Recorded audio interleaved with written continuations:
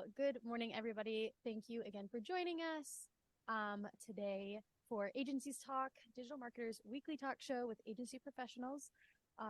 Today, we are joined by Kenny Harper, co-founder of Growth Amplifiers, a certified digital marketer training and advisor, a certified business results coach by the Woodward Institute, and a certified mental fitness coach by Positive Intelligence. Today's topic centers around results-oriented business consulting. Kenny will discuss the importance of focusing on results when advising businesses and how to achieve them. As a reminder, if you're able to, please turn on your cameras as we love to see your smiling faces. As always, have fun and engage in the chat. And if you do have any questions, please be sure to put those in the Q&A tool down at the bottom so we can make sure to get those answered for you. As always, we're joined by Mark de Grasse, president of Digital Marketer and host for today's Agencies Talk. So without further ado, Mark, please take it away. All right. Welcome, everyone. I hope you're having a great week. We've had some big developments in marketing as usual, and some economic developments. I guess we're not raising interest rates, which is actually kind of good, I think. I don't know if that'll stop inflation, but whatever. Then we also have DALL-E is going to be incorporated into ChatGPT, which is going to add a visual component, which they promised back in June or May. It may have even been April. Remember GPT-4 was supposed to come out, and that was supposed to be, yay, we could do visuals, and then they didn't, so they're doing it now. So big developments. Very interested to see what you have to say, Kenny. Just so everybody knows, Kenny's a OG certified partner. You know, you've been around forever, so we'll probably talk about that for a little bit, but very excited to talk to you about scaling marketing. So welcome, Kenny. Welcome. Thank you for having me here, and for the amplifiers who are tuned in. It's everyone working together for a common mission. We're looking to double the size of businesses around the world, and takes the attitude, expertise, and drive to make it happen. Awesome. Well, you got the energy, you got the t-shirt. So let's get into it. Everybody, feel free to ask questions. Small group here, so you can just come off mute. Just let us know by putting your question in the Q&A, and I'll kind of call on you to get going. But in the meantime, I have some questions of my own. Now that we're into, or almost at Q4, which is just crazy to think about, what are you seeing kind of develop in terms of marketing agencies? You know, are people still scaling, or are people scaling back? Like, what's your feel on the agency market right now? Feel on the agency market, I think people are looking to grow, but there is frustration going on. There is frustration because there are a lot of people having more demands and seeing cool tools like ChatGPT or other AIs. And when things get more commoditized and people can do more things internally, they start thinking, oh, we can do these things easily. I'll have my admin start doing these things.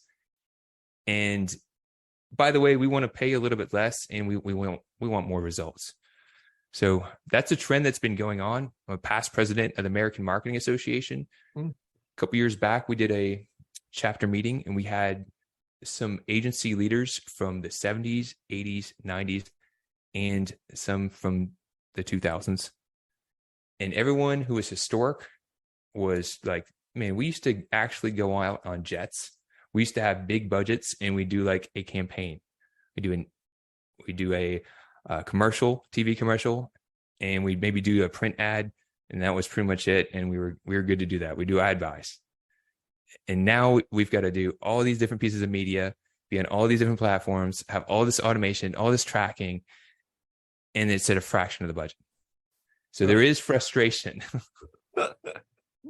Well, I think that's actually a great way to put it too, because the expectation has gone up, as well as, you know, the tools to actually facilitate it. But I think, you know, overall, yeah, it's, and I actually said this in the presentation I gave a few months ago, where I said, you know, full stack, where I was not into full stack until like 6 months ago, when I realized like it's kind of becoming the default expectation. Like, you're not just going to do one piece of the puzzle, you have to build the puzzle and then fill in all the pieces. So to turn that around, right? So to turn that around, this is also happening. Well, tangent real quick. This is also happening in the avatar that I work with a lot, in the accounting space. CPAs, tax planners, bookkeepers, accountants. Their world, as a lot of other professionals, are also getting more commoditized. Automation's coming into their world. ChatGPT is affecting their world. Other AI is affecting their world. And the job that you used to be able to do isn't going to cut it. It's getting commoditized. So there is a better path. And that's the cool thing. And this digital marketer, being a certified partner, being a certified trainer, and changing the expectations of, I'm going to show up and be a marketer, tactical marketer, getting the job done, or coming in as a strategist to help guide a team to achieve results, working through bottlenecks, really prioritizing opportunities, and changing the culture. AI is probably, for our lifetime, I could be wrong, as far as our lifetime, can't replace person-to-person interactions. They can't listen to the voice and the tone, see the face, know how to work with different people. That's going to take people. And if you develop your people skills and you have the right strategies and systems, you can still ride the top of the wave and actually provide more value, have more fun, and provide more results in the long run. I love that. All the points, because I think it really covers the gamut of this transition from, marketers being technicians, like, hey, I need an email campaign. Okay, I can do your email. Hey, I need some social posts. Okay, I can do your social posts. It's like, no, nobody cares about all that stuff, because one, I think everybody's on multiple platforms. So I think before you could kind of get away with like, oh, we do TV ads and TV ads are working. We don't need anything else, whatever. Or I did postcards, or, I did Facebook ads, or I did all these different things. But if you don't have, it really doesn't matter if your advertising is effective if you don't have the follow-up. Right. If you don't have the whole journey incorporated into what you're actually giving to your customer, then nobody's interested in another solution, especially now, because everybody's getting pitched 10,000 AI solutions a second. You're like, oh, it does everything. You're like, oh, great. Another thing that does everything. Like, how do we need this many of that? So how are you kind of, I love the, what you said about, developing, how it has kind of twisted now, or not twisted, but changed. So how have you positioned your agency to kind of take advantage of that? Or how are you positioning, say, the bookkeepers and accountants to kind of go from that technician completing tasks to now we're developing a cohesive strategy for executing the whole solution? Well, I'm going to be an advocate here. I'm going to toot digital marketer. Manny and I are business partners, and when we joined Digital Marketer a few years back, we got into become digital marketer trainers and advisors. And it was really studying how to be looking at the customer value journey and how to help people build it and then optimize it and then scale it. And that's the conversation that we're having. It's like, do you want to have and try to manage and be on all these different platforms and create all this different content and be all these different ad campaigns, all these different automations? Or would you rather really dial in on one thing and do it really well and blow it out the water? That sounds easy. What would you rather have? And in our space, a lot of these people are overwhelmed by all the changes anyway. Even as a marketer, I'm overwhelmed by the changes in marketing. It's too much. You can't be the master of all anymore. A decade or so back, you could those 5 different things, and you could pretty much be a master of your trade, and it's not the same anymore. You can't even keep up with one platform's changes. It's like, stop.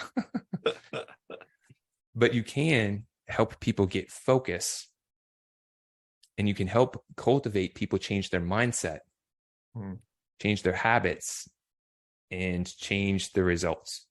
So I'm a big proponent of helping people get really clear. What is it that you really want to achieve? And what's the tendency? I want to do all these things. All right. Yeah. What is it do you really want to achieve? And then let's find a way to achieve that. Let's get really focused and take strategic action to get the job done. Awesome. So, that again, it seems obvious, because you're basically solving the why versus the what. So you're not saying like, oh, I need to hire you to do my Facebook ads. And so instead of saying, okay, here's your Facebook ads, you say, why do you want Facebook ads? And then you get into the actual situation, which is, I don't have enough leads or whatever. So great success story. This is shortly after joining Digital Marketers Trainer Program. had a woman, it's funny, she was a consultant and she worked with a lot of dentists. I can't remember how she found my name at the time, probably through online. And she said that she needed help with her email campaigns, right? And I'm like, okay, what are you trying to do? I said, that's nice. Okay. I understand what you're trying to do and what your challenges are. Let me just share with you a bigger picture.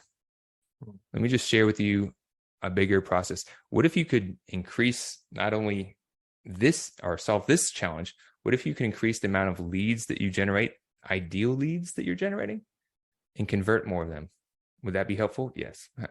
What if you can ascend your existing clients so that they bought from you more often, and when they bought from you, it was more profitable? Would that be helpful?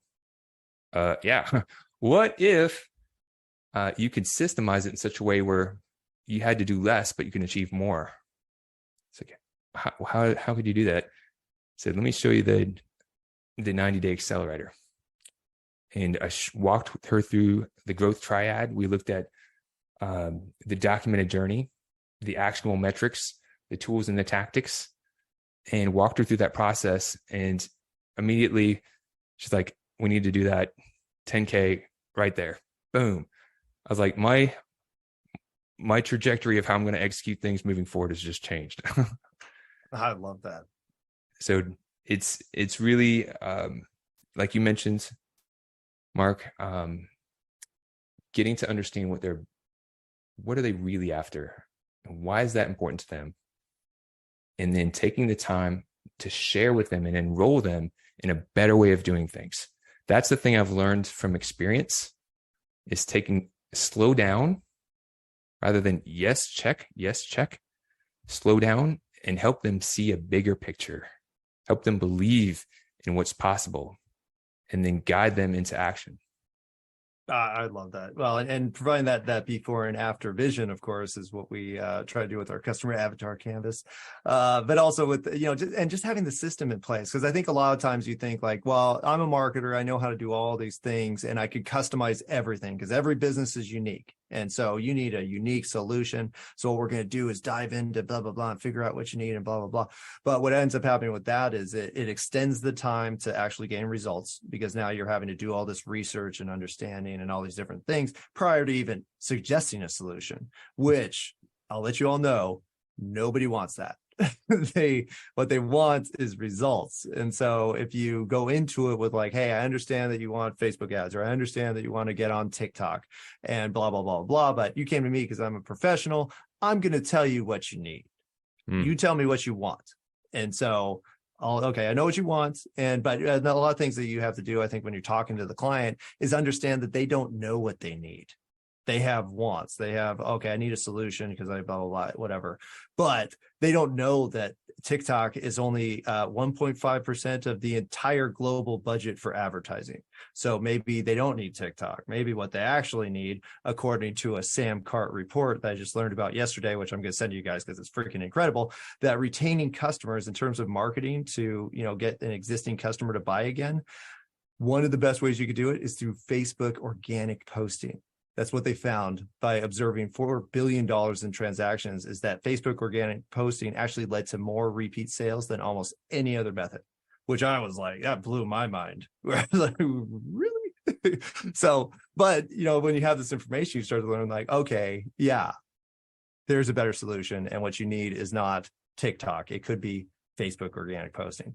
So if you found a way to kind of present that information, because I love how you did it, where you asked like, do you want this? Do you want this? And all the answers were yes. Do you still get any pushback when somebody says like, yeah, I know that sounds good, I need an overall strategy, yeah, I get it, but my friend down the street, he did TikTok ads and he made a bunch of money, so that's what I want?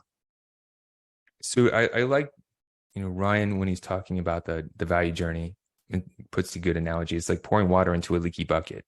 It's like you could do that. You could start spinning ads, but what if you don't have a good follow-up process? What if you don't have a good offer? What if you're not consistent with your messaging? If you are not taking the time to really develop the full process, you are pouring water into a leaky bucket. And if you'd like to pour your water into a leaky bucket, I'm not going to be the person to work with. because I only take on clients that are ready to take the actions to achieve results. And if you're looking for someone to just check the box and do what you request, this may not be a good fit. But if you're looking to achieve results, we can work together to find a way to get it. And that's the way I've got to have that agreement, because I have taken on clients and let them run me right into a wall, because they don't know what they don't know. And they may be excited about something, and it may have some actually value to it. Maybe that campaign could be helpful.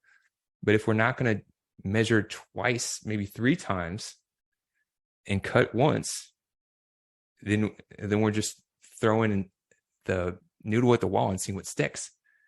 And that's not really effective. The other thing that I've been doing that's changed in the past few years is realizing that if I'm just talking to one point person in the business and I'm not really connecting with a team, then there's a lot that gets lost in translation. You can get, hey, we generated good leads, but if you're not following up with them, or if your sales process isn't tight, or if your offer's not elevated, then you're going to be, again, pouring water into a leaky bucket. So it's taking the time to slow down and really stand for what you believe in. And I've been reading a book, I'll pull it up, The Prosperous Coach, because I do business coaching.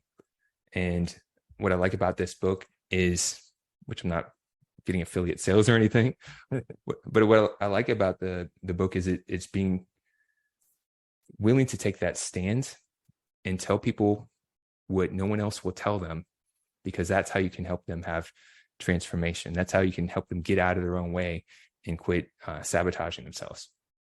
I love that. Well, and in the process, you're really qualifying them as a good client too, because like you said, you could take on that one where it's just like, well, I gave the pitch, I gave the strategy, and I gave the reasons for it. But at the end of the day, he just wanted Facebook ads and didn't care about the other stuff. So I signed him anyways. And you might think that that's the way to get ahead. And it's completely not, because that person's going to be dissatisfied most of the time. They're going to fire you is what ends up happening. You're going to be dissatisfied because you know that these Facebook ads weren't going to work because their website wasn't set up, their email campaign follow-up wasn't set up, their pixel wasn't set, all these things weren't set up, and you just did the job even though you knew it wouldn't work. So you're dissatisfied too. And then you wasted a bunch of time doing all the setup, because no matter whether the client is going to win or not, your setup process is still going to take you away from making other sales, away from serving customers that actually want what you sell, doing all these other things. And so you're not serving them very well. You're not serving yourself very well. And you're not going to be able to scale a solution where you're constantly compromising your systems and values because you needed $5,000 this week. And so you sign the client anyways. So I think that's all, it's all good in theory, but I will say that it does take a lot of discipline for that. As you kind of transitioned into what you currently, offer, how did you, gain the mindset that you could say no to potential business?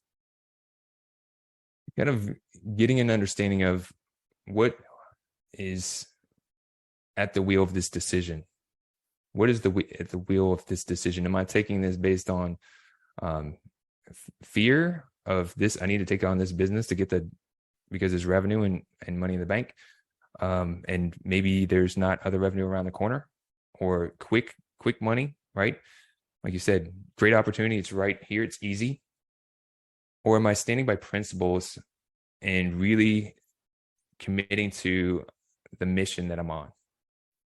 And if I really believe and we need to follow the process, and I want to treat others as, I want them to treat me, then I want them to make sure that I'm doing the right thing.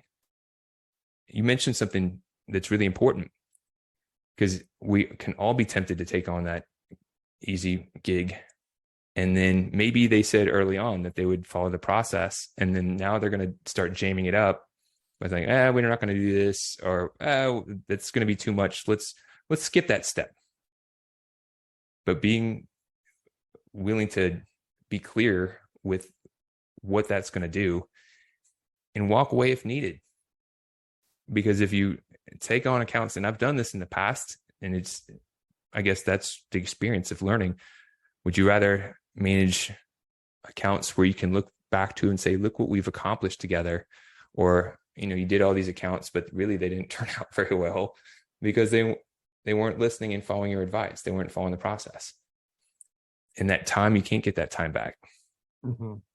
And when you realize that, you've got to stand clear and help people see that. Sometimes it's helping them understanding what's preventing them. What are their fears? What are they concerned about, or better understanding what's driving their decision making, and taking a moment to really get into their logic, and then helping them have a paradigm shift and see it from a different perspective. Love that. Well, and I think a lot of times when you do take that kind of stuff, you're trading the current success, which is getting the sale, for the long-term success, which is maintaining happy, successful clients and having the maximum amount of those, so you don't have to deal with the sales process all the time. So I know you talk a lot about scalability, which is something that we all want, not something that's easy to achieve. If there's one mistake that you see marketing agencies make, that if they stopped, they would probably start to be able to see that scale that we're all looking for and get off the roller coaster of getting business, serving the business, getting business, serving the business, which is I have experience with. That's why I talk about it. What do you think that one mistake would be? And you mentioned this earlier. It's really like customization and not sticking to, this is our process, this is how we do it. Now, we could potentially have option A, B, and C, so we can have some ways to fluctuate, but you don't go to like a steakhouse and be like, can you make me a pizza? Like, okay, I guess we'll learn how to do that. Let's go back in the back and start making a pizza because this person wanted one. Now, they may ask for their steak to be cooked a little bit differently. Can you blacken it? Can you cook it on the flat grill or the fire? So we can customize solutions, but I do see that as a common mistake where we have it too much variance. We'll make these exceptions here. And the thing is, it's really easy to let this sneak in, because a lot of times people will think, oh, it's just this little small thing. They're just asking for this. It's not a big deal. It's not a big deal. It's not a big deal. And then now you've got a whole bunch of not a big deals that are harder to manage, harder to maintain. You've got to train people to do it. It's easier to make mistakes. And then it's really hard to scale. It's the same thing happens in the accounting world. They could do the process their way and be consistent with it, but they'll try to offer good customer support and they'll create too many variants, and it does the exact opposite. Because if they really wanted to do a really good job, they would stick to their own systems and they would perfect them and do them really well with excellence. And so it's counterintuitive, but that is not just in the marketing world, it's with service industries. It's not servicing people if you're customizing things and trying to scale and creating too much variance. So it's worth really checking that. And it's easy to do. I've been guilty of it. You really got to slow yourself down. No, I 100% agree, because I think that customization, and it is counterintuitive, because you think, well, I'm giving the customer wants this, I'm going to do what they want, and that's going to be good because it's what they wanted, versus really having that mindset of scalability, principles, and a mission, and being able to say like, hey, you know what? I could customize it. We could do what you say. However, I haven't done that before. The system I have, I've tested on 100 different clients, and I've gotten this result, which I could show you because I have numbers on it. And if I did customize it, I couldn't show you those numbers because now we're going off into uncharted territory, and it's as new to me as it is to you. And even though I consider myself a professional with lots of abilities to customize, I can't prove the result. And do you want me to give a service that I can't prove to you? And then hopefully they'll say, no, I want the thing that's worked for everybody else. And so good, could you please do that? And if they do want that custom solution, because they're, and you deal with this all. I was actually watching Shark Tank last night, and some of the people presenting, you're like, why are you so confident? Your business isn't even profitable. why are you telling the sharks, the billionaires up there, that they're wrong about your business when you don't know any, you're not even making money. So why are you so confident? So it is counterintuitive, and it's 100% necessary even so. And you know, you could even take a step further and say, you're being irresponsible by promising a solution or a result for something that you've never even tried before. So who's the one that's being bad here? And then you can say, well, I'm being bad. I'm being greedy.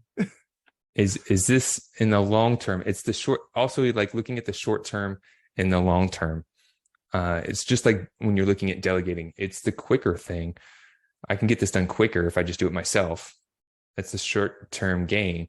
But in the long term, if you keep doing it yourself, you're going to take way more time than if you got it systemized, processed, and can delegate it. Now, the more variants you make, the less likely you are to automate something and delegate it and have that consistency.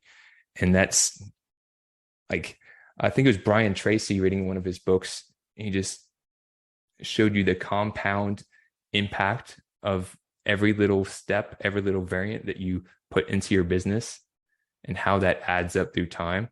And you don't even, it's just this one little thing, but it all adds up. And before you know it, you've got a mountain of stuff that really isn't probably adding much value. And the client may not even appreciate it as much as you think they do. And you're not getting the benefit of keeping consistent and executing. So I do like finding ways. Sometimes there are things that you need to work with people on and fluctuate, but you got to realize, are you creating a scalable business that is repeatable, or you're letting the client kind of run you into the wall? No, and it is tempting too, because it is easier. The client's happy because you said yes to their crazy idea, and now you're kind of put yourself in a box because you promised something that you don't know how to deliver, and you're going to do your best. But at the end of the day, you could do exactly what they say. You could do, hey, I did X, Y, and Z, and that's what you said you wanted, and why am I getting fired? And they'll probably say, well, because you're not making any money, and this guy I just talked to down the street said he's made 50 dentists like double in business, and I want to do that, and I thank you so much for doing the things that I said. And they'll thank you and they'll be appreciative, and then they'll still fire you. So who did you serve here? You served absolutely nobody is usually the answer. So it's a hard pill to swallow, but I think you're kind of proof that if you just follow the system and come out with the thing you said you were going to do, you're probably going to do a lot better. You also mentioned it earlier on. People aren't looking for the order taker. They may think that's what they're looking for in some cases. Sometimes they're used to getting that. They're used to someone that's saying, yes, that's what I want. But what they really want is results. At the end of the day, they want results for a particular reason. And they can respect someone who will stand their ground and tell them what needs to be done in order to get the result. Are you hiring a little consultant marketer who uses ChatGPT and calls it a day? Or do you want someone who has experience and they can guide you to the results you need?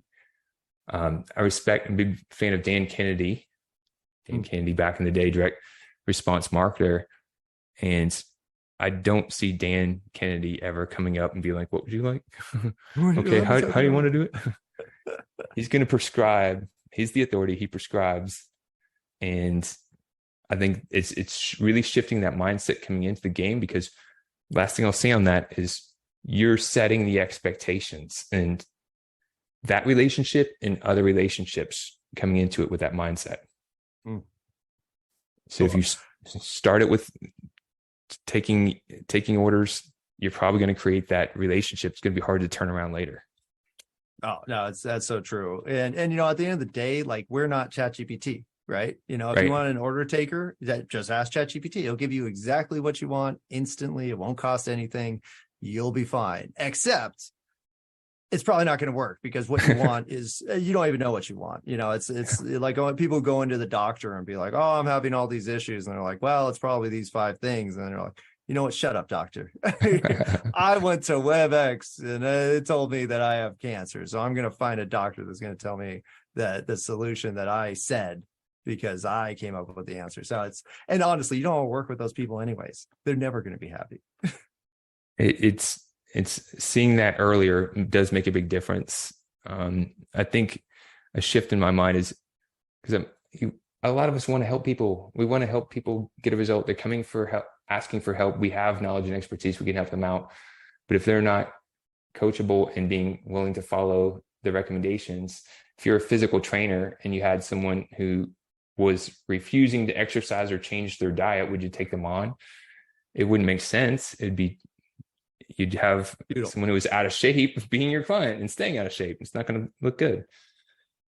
No, and that's what you're doing. You're going to these people, and well, let's just talk about red flags, because I do think there's clients that come to you and you get a lead and you're like, oh, lead looks pretty good sized company. They've done some things, but there's always some red flags that you could basically just cross them off the list. Like it's not going to work out. What's kind of the three biggest red flags that you've seen that have helped you kind of identify these people that probably aren't going to work out as clients? So along my journey, I've come to realize life is short. I was just in my early 20s. Now I'm in my mid 40s, and it goes by quickly.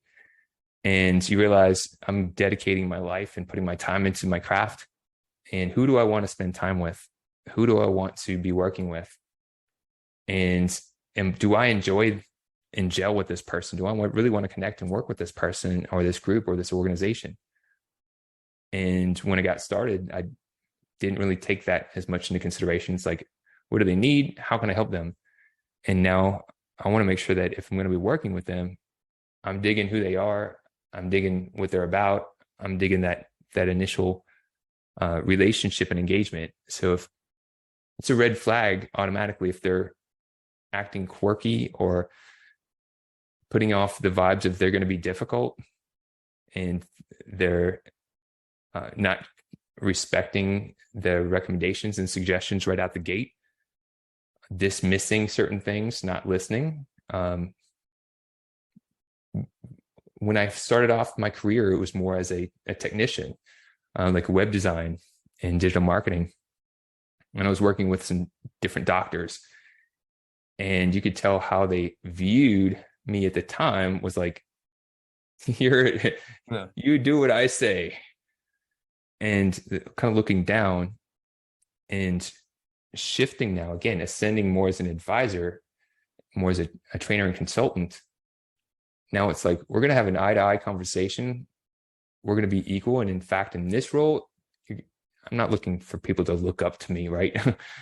But looking for them to respect my judgment and recommendations. So that would be number one. I think that was actually two. Personality vibe. Click. Yeah, vibe, just gel and vibe. But number two, just respect and listening to the recommendations. Do these people feel coachable? I'm going to tell them things, give them an agreement. Here's my responsibilities. Here's how I'm going to show up. Here's the things I'm committing to. And here's the things you and your team or your agency or whatever, here's what I'm going to need them to do. And then I need you to be able to agree to this agreement. For us to work together and be a partnership and really achieve results, we've got to be a team. Love that. You've got to be able to agree to that and get them on the same page. Now, usually I don't go into all the details in the early conversation, but we'll kind of lay, these are things I'm going to be doing, and I'm going to need kind of this basic understanding from you. Are you willing to do that? So getting that respect and agreement would be not getting that would be the red flag, right? Not doing that. So getting. That's perfect. Well, I love how you start with vibe too, because I think we all have kind of gut reactions to people, and sometimes you just push it off, or you don't trust yourself and you say, well, you know what, I've been wrong about people, and this person's probably just having a rough day and that's why they're so unpleasant and blah blah blah. And you could justify their actions, or you could just go with your gut feel, like, this person reminds me of this person I hated in the past. It's probably not going to work out. I think I'm, or you could justify it the other way, like, well, I could grow as a person. And so I just need to grow and deal with difficulty and blah, blah, blah, blah, blah. But at the end of the day, you're setting yourself up for failure is what it comes down to. So, and the ones that are going to not be pleasant. So number three is how they're speaking about things that they've done in the past. How are they speaking about that past marketer, that agency, their internal team? Are they saying everyone else sucks and fails and it's all their fault, they can't do anything, they're incompetent? Which, yeah, we've all hired someone in the past that has completely dropped the ball. There's agencies out there that do promise a lot of things and don't deliver. Same with marketers or technicians. But if someone's continually saying that no one can do the job and it's so easy, it's typically led to being a red flag, because what I tend to see is they're the one causing the problem. They won't have clear direction. They'll try to shift directions too many times, and then they'll blame the person servicing them. And I've learned to look out for that. If someone's putting too much blame and saying everyone else sucks and being too negative out the gate, it's like, all right, I don't necessarily think that's what I'm looking for.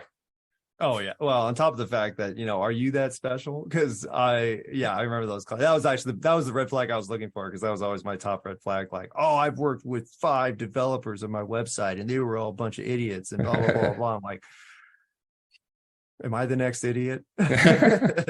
See this going somewhere. All the signs are pointing in a certain direction. There's only one common factor with your 5 website builds, and that's you.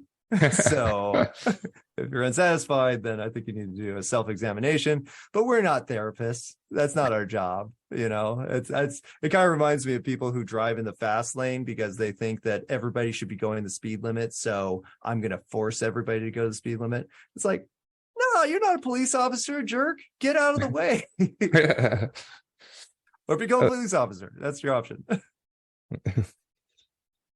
So no, I think it's those are some great advice. So have you seen? Let's flip it though, because it's easy to start with the negative because we all have a negative bent as humans. Let's go positive. Have you seen people when you connect with them or you meet somebody and you're like, you know what, this person I could kill it for. I could do a fantastic job for. Let's call them green flags. Have you seen any just positive indicators of people who are going to become amazing clients? Green flags are going to get kind of like the opposites of the reds, but that's okay. We look at it from a different perspective. I like when someone comes in and they are passionate about their project. They have a bigger reason why. They have a mission that they're working on. They're excited about it. They're not like already in frustration and kind of communicating problems and complaints. They see the potential. They know they may have some challenges to get done. And they know if they find the right people to put in the right seats to take the right actions, they have the belief and confidence that they're going to rocket it to the moon. And so that belief goes a long way. As Henry Ford said, if you believe you can or believe you can't, either way, you'll be right. So if they are already kind of in a doubting, frustrated, negative mode, goes back to the red flag. But if they're in a positive, I know I could do this, I believe in this, we could find a way we can get this done, that's a great green flag. I'm like, let's make it happen. Let's make it happen. I love that. That's a great green flag. Well, and on that same vein is, hey, I'm a doctor. I don't do marketing. So yeah, whatever you say, I'll do. And that was always my favorite, because I'm like, I just need this thing. I know I need it. So whatever you think, I'll go with whatever you think. Like that was always, it's rare, mm-hmm. but there are potential clients out there that are just looking for the solution. I always compare it to doctors too, because I'm like, well, you could, tell the doctor what you need and what blah, blah, blah. But if you just go in there and say like, I trust you, refer me to whoever, I'll do whatever you say. 1, you'll most likely or be more than likely to solve the problem. And 2, you'll really make the person you're talking to happy because they feel respected and heard and trusted at the profession that they built their whole livelihood around. So who doesn't want that? So I think that's an excellent green flag. Green flag. Go green flag. Green flag. That's going to be the next. That's going to be the trending next whatever marketing term that we all use. Now I have dominated this whole conversation, so let's open it up. I know Gabe, Manny, Justin, I've been loving your posts online, by the way. So anytime you want to talk about that, Axel, let's get some questions in there. What are you guys thinking in terms of scalability? opportunities in the market, and maybe, this kind of client vetting, or even tips, input. Let's open everything up. Is everybody typing? And while that typing is going on, I will say the one thing that I've done in this past couple years as I got more into an advisor is I started becoming a student of like mental fitness and mindset. We're not necessarily someone's psychiatrist. Don't want to get into that can of worms, but being able to understand people's beliefs and blocks and help them work through that, having that personal awareness and understanding a little bit more on that side of the fence, emotional intelligence, positive intelligence, has been really helpful, because sometimes people have been leading or driving their team in a certain way because they have either a fear or a belief. And if you can help them see things a little bit differently, that will help everything run smoother. So just sharing you mentioned it, we definitely don't want to try to be someone's psychiatrist and try to solve all their life problems. But I have found getting a general awareness to get to the deeper reasons why someone may be doing something or may not, or be asking for something, has been a game changer for how I've been interacting with clients and helping them resolve bottlenecks. Oh, that's a great, because I do find, personal development in the process too, where you're like, well, you know what? And right now I've been telling everybody about, it's called shadow work. It's a concept by Carl Jung. And basically it's about finding your triggers and then figuring out why those are triggers for you. Because I'm sure you have clients and they come to you with some stupid question and you're like, oh my gosh, that just made me really upset, because it shows that you have no understanding of what I've been trying to teach you guys for the last whatever. And so that's a trigger. But you can say, why is that my trigger? And then you'll start to go back and you're like, well, in school I had a professor and the professor was a jerk about blah blah blah blah blah. And then you start to realize, like, okay, I'm just putting my whatever impression of this situation onto you, who has no concept of it. And then you can do self-examination to fix it. So again, not therapists, but there is therapy. We'll call it marketing therapy, because we are dealing with customer avatars. I mean, that's the basis of all the marketing that we talk about, is understanding who you're trying to sell to. And there's no better way to do that than understanding yourself in the first place. So that's the last I'll say about that. We do have a question from Justin. Justin asked, actually, Justin, did you just want to come off mute and ask it? Yeah, definitely. So thanks, first of all, Kenny, for all the insights. But so right now, kind of with my agency, I'm looking to solidify my packages a little bit more, and so I can build a bigger team around me and scale those things. But still, like, traditionally, I've been more of the consultant and strategist. So being not entirely loose, but pretty flexible with prescribing what people need and meeting that. So I'm looking to kind of still keep that role, especially as AI replaces a lot of, repetitive tasks. But so being a strategist, but also having packages so I can build a team. If you had any tactics on what you've seen work well with that. And just for some background, I build funnels, so ads, emails, landing pages for clients. Got it. So a couple things. So keep it to 3. First, determine a bold vision for what you'd want to create, without worrying about, how am I going to do this? How am I going to create it? What do you want your end vision to look like? A lot of people get caught up with the how, and is this right? I'm not certain. Just for right now, it may change. That's okay. But just getting an idea. I want my data to look like this. I want to work with these people. This is about the income I want to make. This is about the approximate amount of time that I want to be able to work, and getting clear on that.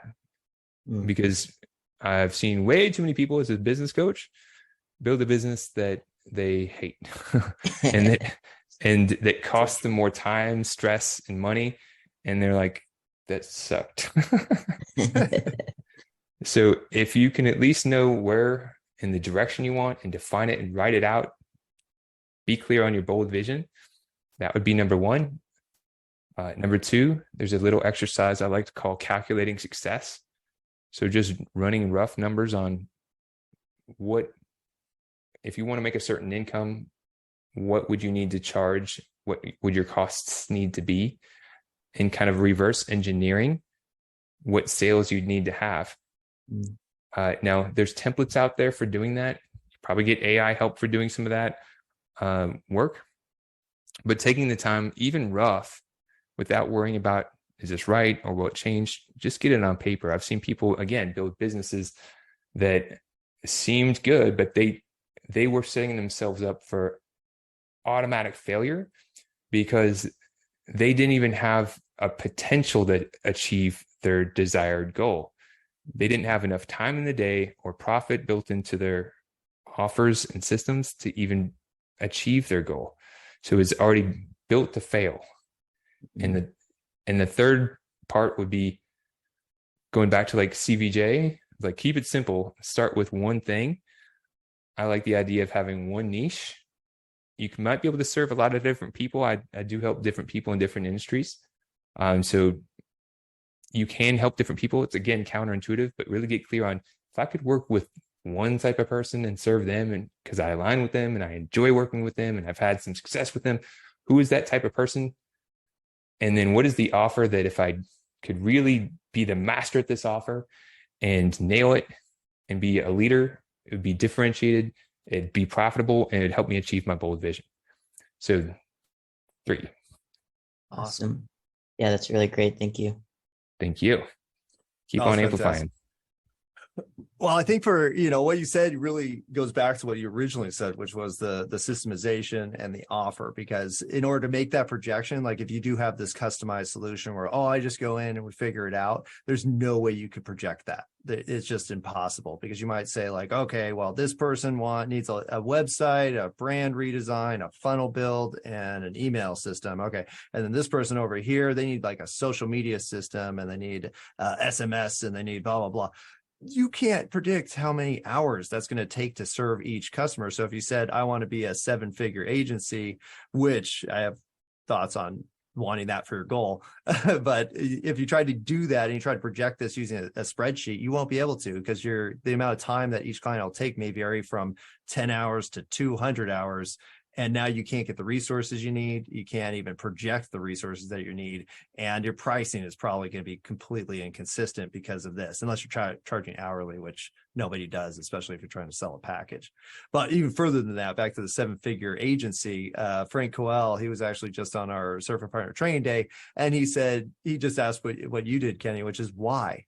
Why do you want to be a 7-figure agency? What does that mean? And then you'll start to, backtrack and get back into the therapy. It turns out it's just your ego, because you heard that people who make $1 million are super happy and successful, and I want a Lamborghini and blah, blah, blah. And it's like, okay, well, that's stupid.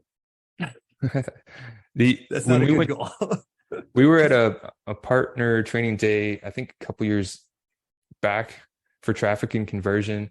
It's right before traffic and conversion 2021, I think. Anyway, that was the first one.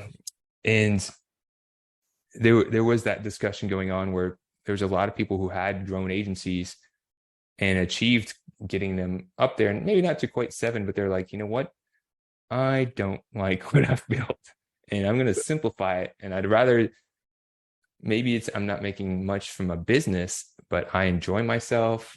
I'm actually making more than I was before because I'm working smarter, not harder. And again, really going back to what you said, doubling down on that. It's a lot of these things are counterintuitive because we're all smart people. And then we like, it's listening to people like who are a little bit further ahead and really taking that advice. I wish I was listening a little bit more when I was getting started, but we learn from experience, right? Yeah, well, I think for the longest time, and this probably goes back even to the 90s, which was like, take it to the limit, like no pain, no gain. And it was always like more like, oh, well, you'll be happy once you get blah, blah, blah, blah, blah. And it was always this kind of like vision of like, sometime in the future, you're going to be happy and satisfied and you can relax, instead of, why not now? Why not now? Exactly. I love it. So I would definitely say that. But again, it goes back to self-examination, right? live into the now. We don't know what the future holds. We do know that we're here right now. Why not make now the best that it can be? And you can also make a good future too. So I love that, Mark. Good highlight right there.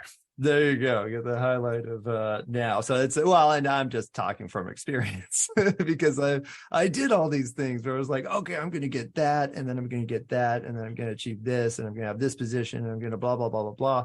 And what you'll find, or most people I've spoken to find, is that you just realize like, okay, happiness has nothing to do with any of those things. So good job. You have some resume builders. And now once you start looking at yourself, you can figure out what you actually want to do and what actually makes you happy. And then you just do more of that and you'll be way happier. And I'm not necessarily doing all these things I'm talking about, but they're very aspirational. And I would like to get into more like, okay, yeah, I wake up and I'm happy to do all the work because all the work I do makes me happy. So I think I think every agency can achieve that too. But it starts like what you were saying, find a niche, come up with a good offer that's scalable because you did the math on it, and then go out and sell it because you're dedicated to the mission, and all the other pieces will come into place. You'll make all the money you want. You'll get all the, cord, you're the guy, you're the guru, whatever. And then you'll be happy. I think that's what you need. So this has been fantastic, Kenny. I think that a lot of people kind of think that the customized plan is the way to go, and that's what their customers deserve, and it is not the truth, and most of the truth is counterintuitive. So I'm really happy that you highlighted that. With that said, where can people learn more about you and what you do?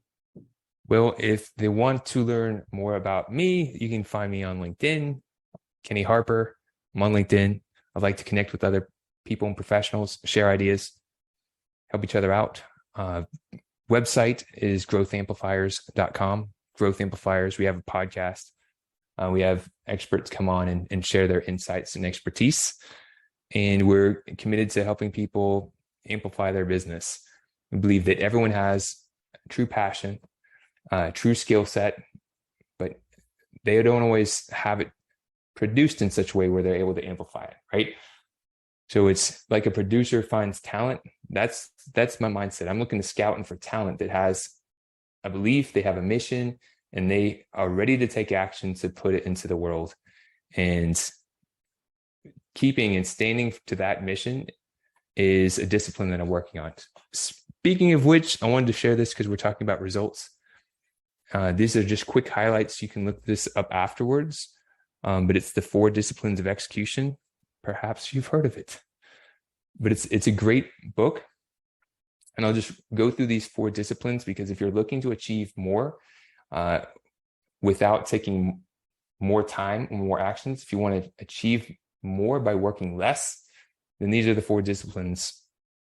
Real quick, going through them. Discipline number 1, focus on the wildly important. So getting really clear with what is your goal, why is it important, really spell it out.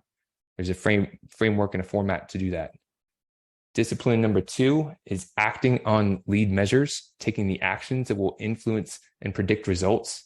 It's kind of like the second pillar in the growth triad, actionable metrics. Discipline number 3, it's also in digital marketers process, is have a scoreboard, track, measure, and then use that scoreboard as a tool to see what is working and what needs to be adjusted, but really leverage that. And number 4, this is for yourself and for your clients, is create a cadence of accountability. So really stepping into making sure that you do what you say you're going to do, you keep your integrity, you hold your ground with your clients and with your team and with your partners, and you insist on getting the results that you set out to achieve. Arnold Schwarzenegger said you can have results or excuses, not both.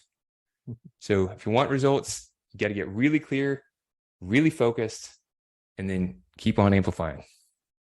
Fantastic. That's a great way to leave it. Thank you, Kenny. This has been super fun. Hopefully we didn't get too into the weeds of psychology and therapy, but it's all the same thing.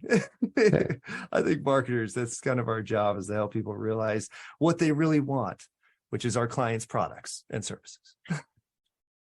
Thank you all so much. We'll be back next week. If you do want to be on the podcast and you are a certified partner, we'd love to have you. So be sure to talk to Cameron. She's going to put her email in right now. And then we actually are going to start coming up with kind of a different format to what we've been doing to kind of go in line with the rest of our content for the podcast and article, which is pretty simple. All it is have a case study where you achieve something amazing.